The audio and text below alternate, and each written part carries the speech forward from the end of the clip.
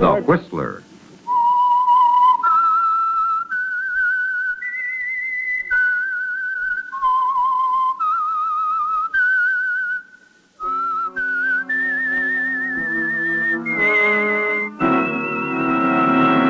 I am the Whistler, and I know many things, for I walk by night. I know many strange tales hidden in the hearts of men and women who have stepped into the shadows. Yes, I know the nameless terrors of which they dare not speak.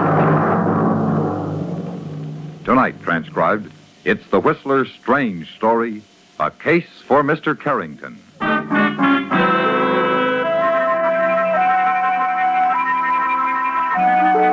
As usual, on Saturday afternoons, the veranda of the Myrtle Bank Hotel, Jamaica, was a gathering point for men in white linen suits whose only talk was of sugar 24 hours a day. But Gordon Stone, for once, wasn't thinking of sugar. The girl was too charming. The cool, wind-blown American beauty of her too irresistible. He was admitting it to himself now. This wasn't just a passing thing with a summer tourist. He was in love. And he knew it. How's the drink? Wonderful. What is it? Myrtle Bank Punch, specialty of the house. I'd enjoy it more under different circumstances. Oh, stop it, Paula. You're not going to leave Jamaica. You're going to stay, we're going to be married, and everything will be perfectly... You're wrong, Gordon. I'm sailing next week. Now, wait a minute. That's not giving me a chance. Paula, please, stick with me just a little while longer. These things can't be done in a day. It's been 3 months. It doesn't seem so complicated, Gordon. You own part of a sugar plantation. Sell it. Just like that? It would bring a lot of money. Not enough, Paula. The interests are all split up with Wakefield, his son Wade. Only 20% is mine. Are you asking me to wait You're around not being until... fair, Paula. This is no time to desert me. Why, I'm almost ready now. What do you mean? Almost ready. Why, to talk things over with old man Wakefield. Beg pardon, sir. Oh, yes? A message for you, Inspector Carrington, waiting for you at your house. Inspector Carrington? He's an old friend of Mr. Wakefield's, dear. You'd better tell the inspector that Never mind, Gordon. I must go anyway. All right, Paula. I'll get in touch with you. Goodbye. The rumble of thunder sounds overhead as you guide the car through the outskirts of town and down the road bisecting tall fields of cane on the flatland to the north.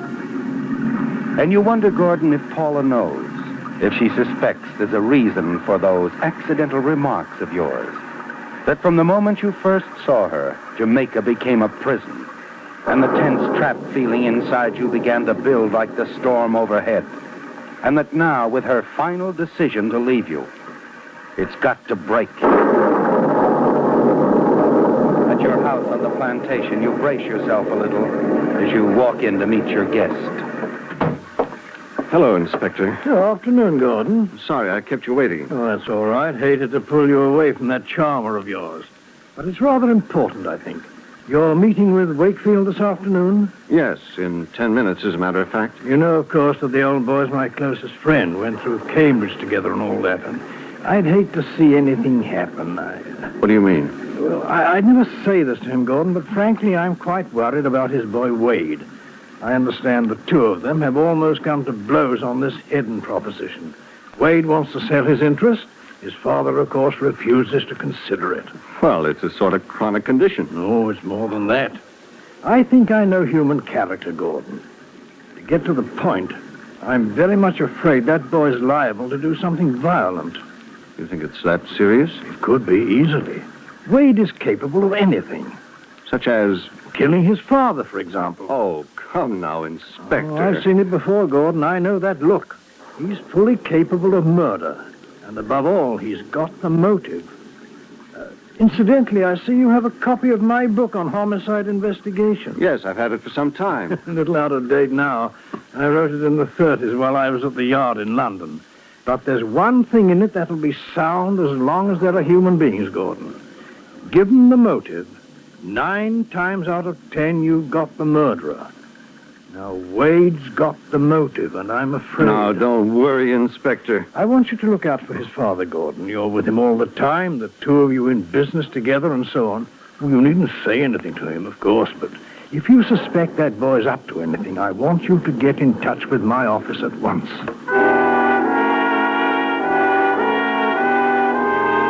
You see him to the door and then walk thoughtfully back into your study. Take his book on homicide investigation off the shelf. Flip the pages to a passage you've studied many times, underlined in red pencil. If there is one essential in the investigation of a homicide, it is the element of motive. Given the motive, 9 times out of 10, you've got the murderer. Carrington's creed, Gordon, and the key to your escape from the prison here. The open sesame to New York and Paula, and the $300,000 in proceeds from the sale of the plantation that will come to you if old Mr. Wakefield, your partner, dies. And above all, the thing that will send his son Wade to the gallows for a crime that you committed.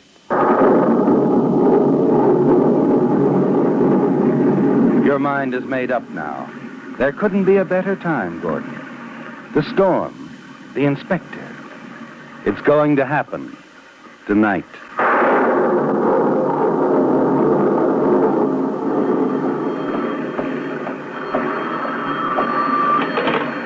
Yes? Gordon, Yes, Mr. Wakefield. Wade is here. You'd better get over right away. Looks like I may need some help. I see. Yes, sir.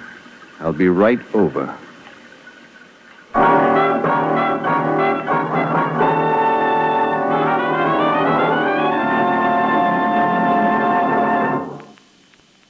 In just a minute, the Whistler will continue tonight's story. All of us are proud of our hometowns, and rightly so. In this brief moment before we continue with our program, we'd like to offer a salute to one of our hometowns in America, New Orleans, Louisiana. It has a colorful and fascinating history that dates back to the year 1718 when the French founded it and named it in honor of the Duke of Orleans. Later, it was part of the Spanish Empire in America and became part of the United States under the terms of the Louisiana Purchase. Thus, New Orleans has been under 3 flags. As a memento of the old days, the city has a French quarter which holds a fascination for tourists and for gourmets. The narrow streets are crowned by the iron trellised balconies of quaint old dwellings and shops. The restaurants are world famous for their good food. New Orleans is sometimes called America's most interesting city, and it is a unique combination of the old world romance and modern progress. It is the greatest distribution center in the South and the second greatest port of the United States, with its 11-mile system of state-owned and controlled docks along the riverfront. The Mississippi River is the heart of modern New Orleans industry. Everything centers about it. From its docks are shipped oil, sulfur, salt, molasses, sugar, and furs. Here comes much of the nation's trade with South America, and on up the river to Chicago, to Canadian ports through the Great Lakes, and to New York through the Erie Canal. New Orleans is the gateway to some 15,000 miles of navigable waterways. The most spectacular and gayest festival in the United States is held in New Orleans, the Mardi Gras, which involves a week of carnival and reaches the climax on Shrove Tuesday, the day before the beginning of Lent. Whether it's a matter of pleasure or business, whether you admire the charm and grace of old-world settings or the beauty of the modern city, New Orleans is proud of the part it has played in the building of America. And now, back to The Whistler.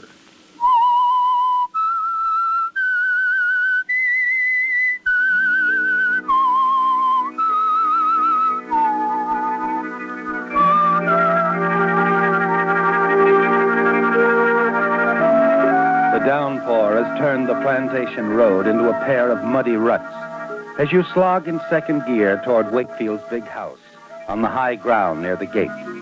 And you're thinking now, Gordon, of the murder that will take place before the storm passes.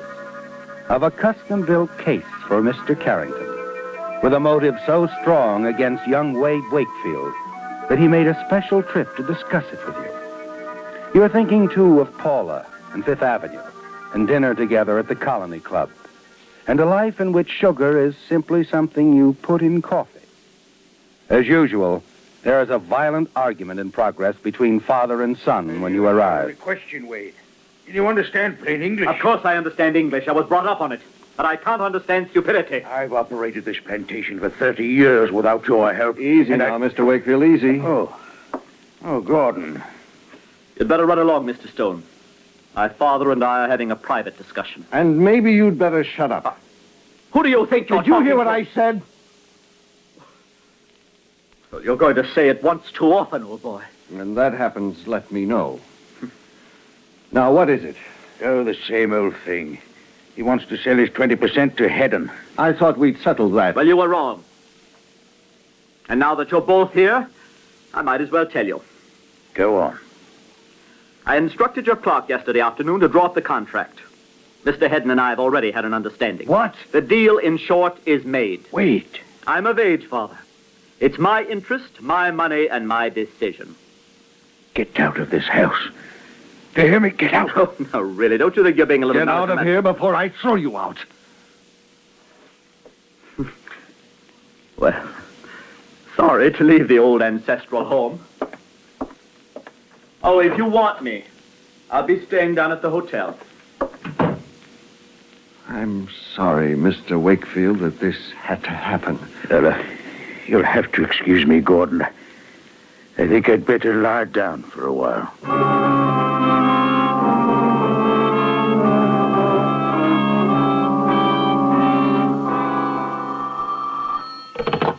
Yes? Gordon, Yes, Paula. I've been trying to get you for an hour. I wanted to tell you my stailing's been moved up. The boat leaves tomorrow night. Oh, You haven't... listen to me, dear. I'm going to see you tomorrow. We can discuss it all You again. haven't told me, Gordon. Are you going to sell?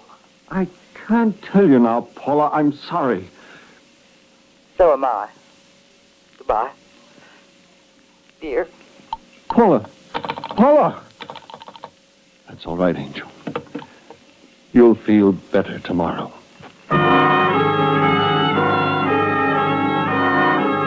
It's 3 o'clock now, Gordon. Time still to run through it once again in your mind. Time to temper your weapons. Add weight to your legendary loyalty to Mr. Wakefield. Your obvious hatred of his son. At 4, you're sitting at the bar in Wade's hotel waiting for him to appear, talking to Sid Riggs, financial editor of the Kingston Express. Well, so the old man threw the boy out of the house, eh? I'd no idea it would go that far. You just don't know Wade. No sense, no perspective. Hates his father like poison. Wade is absolutely unprincipled. Go on, Stone. Say it. Hello, Wade. I didn't see you come in. Obviously. Not that it makes any difference. I've been waiting for you. Wait a minute, Gordon. This is no place. There'll never be a better place, Sid. Stay out of this. What's eating you, Stone? If you had any sense yourself, I'd you'd... break your neck. Now listen, I've You taken... listen. I want you to get out of town. Leave your father alone. What, so the two of you can go on running the company in the same old rut, huh? Yes. If he wants it that way. What's your pitch, Stone? Where do you get off, and when? There's got to be more to it than loyalty to a stubborn old man who... Another crack like that and I'll kill you. you cut it out. Leave him alone. If it's a fight he wants, I'll give it to him. I'll call the police. You can't fight in my hotel. Now, come on, Wade. Outside. You'll feel better. This isn't settled yet. Stone. Please, Mr. Stone, don't continue it. I can't say I blame you, but the other patrons... I know. I'm sorry, Mr. Grayson. All right. It's all over. Now, there's more drinks at the bar. Come now. Perhaps if we talked in the lobby, Mr. Stone? Of course. I'm going anyway. I do hope you realize I understand your position in this. That young Wade... I know, of course. I wish he weren't staying here at all. Look, Mr. Grayson, as long as he is, you can do me a favor. Well? He upsets his father terribly. Any time you hear that he's calling or trying to see the old man, would you let me know? Certainly. Well, thank you. And I'm really sorry about what happened in there. Oh, it's all right, Mr. Stone. Gives them something to talk about over their drinks. But I hope it won't happen again. I hope it won't be necessary. Good night, Mr. Grayson. And you know that it won't be, don't you, Gordon? Because everything is fitting into place. At 8 o'clock, you pull up in front of the house. Reach into your pocket for the copy of an old letter of agreement which you've been holding out until this very moment. You find Wakefield in his study. And as he reads the contract, you know exactly what his reaction will be. According to this, Wade can't sell out. Oh, Gordon, my boy, you're a wizard. An absolute wizard. Well, I thought there ought to be some out for you. It was just a matter of tracking this agreement down. You certainly found the answer. Wade can't make a move. He'd forgotten all this, eh? Yes, sir.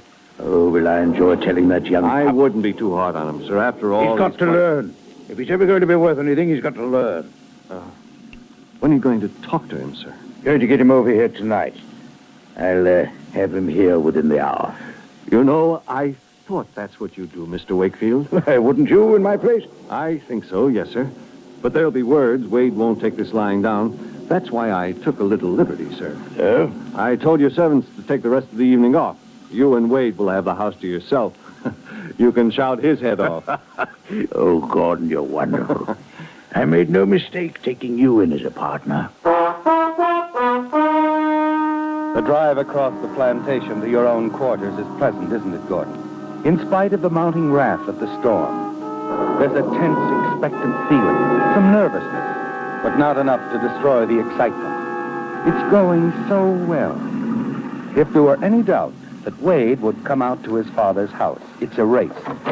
As you let yourself in and fumble across the storm-darkened room to answer your insistently ringing phone. Hello? Mr. Stone? Speaking? This is Grayson at the hotel. Mr. Stone, you asked me to call about Wade. What about him? His father telephoned a while ago from the place out there. Shortly after that, Wade left. I'm sure that's where he's going. I see. I hope there isn't anything to be alarmed about. But the way he rushed out of here and all... You did the right thing, Grayson. I'm glad you called. I'll get right over to the other house. I don't believe you can get there before he does, Mr. Stone. I've been... I'll do my best, Grayson. Don't worry about it. You hang up, smiling, knowing that your timing is almost perfect. But you'll have to hurry, Gordon. Wade can't leave that house before you arrive. You've got to murder Wakefield only a few moments after the two men argue and Wade drives off, heading back to town. Yes, you've got to go through with the one thing that can bring you and Paula together.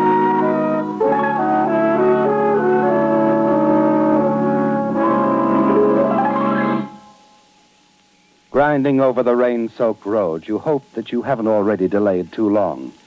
A few moments later, angry voices, barely discernible through the storm, tell you that the argument between Wade Wakefield and his father has reached its height. You stand straining to listen, watching the house, wishing that the storm hadn't cut off the lights. Then you draw back as the house becomes silent. You watch tensely. A moment later, a figure slips out the side door. And you hear Wade's car start up. And you know that he's walked out on his father once again, that he's heading back to town.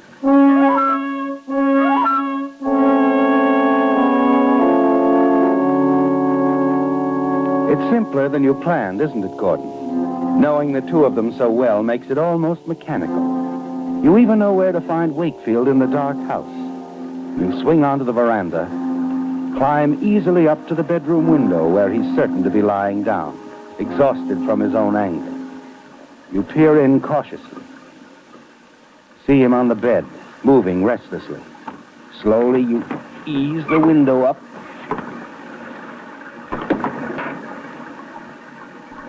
Lean into the room slightly.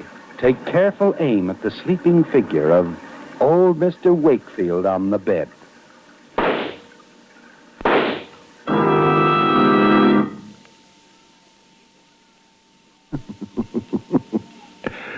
We'll be together, Paula, sooner than you think.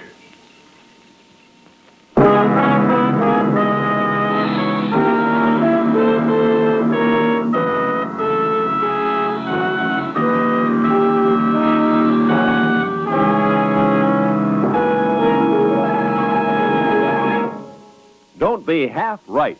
Use Usafi. For example, if you're interested in raising bees, how many different species would you say there are? 750? No, that's only half right. Brush up on your zoology. Tell your I&E officer you want to study with the United States Armed Forces Institute, USAFI. It's easy. It's simple. If you don't want to be half right, use USAFI. And now back to The Whistler.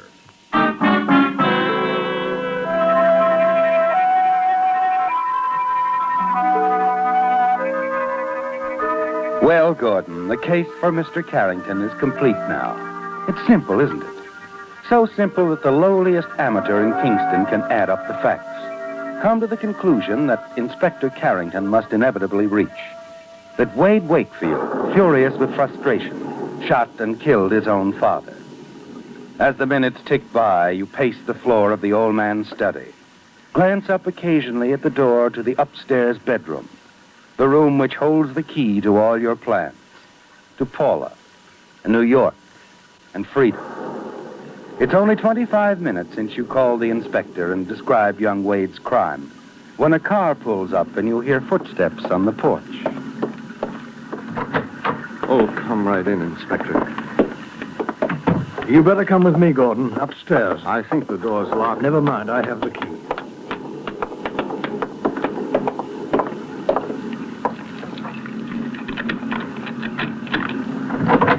Here we go.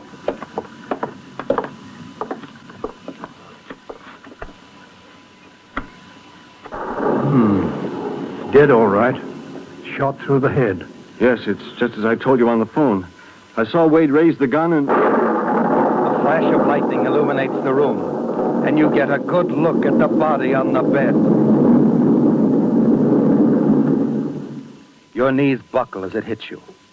Of all the men in Kingston, Gordon, of all the men in the world, you've managed to kill the one man against whom, in the eyes of Inspector Carrington, you had a solid motive.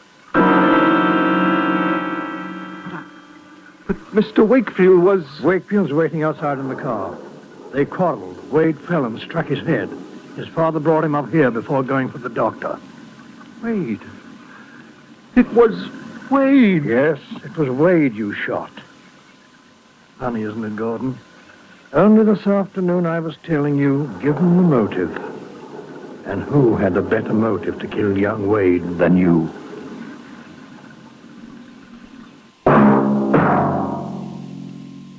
Now, a question. Do you know the origin of the expression, not enough room to swing a cat? Contrary to popular belief, the expression has nothing to do with a four-legged house pet. In the very early days of the Navy, when crews became difficult to handle after many months at sea, the cat-o'-nine-tails was often used. But when this form of punishment was used below decks, the low-beam ceilings prevented the cat-o'-nine-tails from being used with any degree of force. In other words, there wasn't enough room to swing a cat. Though such cruel form of discipline disappeared long ago, the expression still remains in our vocabulary. This is but one of many interesting facts which can be found in the history of your United States Navy.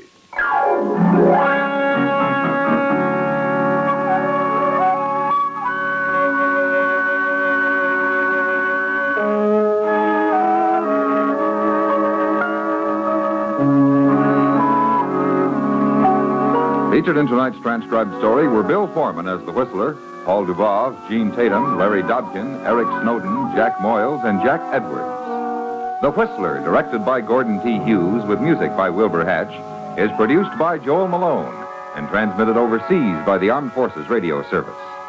Tonight's Whistler was written by Joel Malone and Harold Swanson. The Whistler was entirely fictional, and all characters portrayed on The Whistler are also fictional. Any similarities of names or resemblances to persons, living or dead, is purely coincidental. This is George Walsh speaking, and reminding you to listen again next week for another strange tale by The Whistler.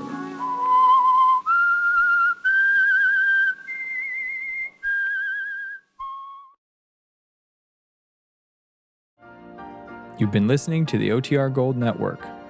Find more classic radio at otrgold.com.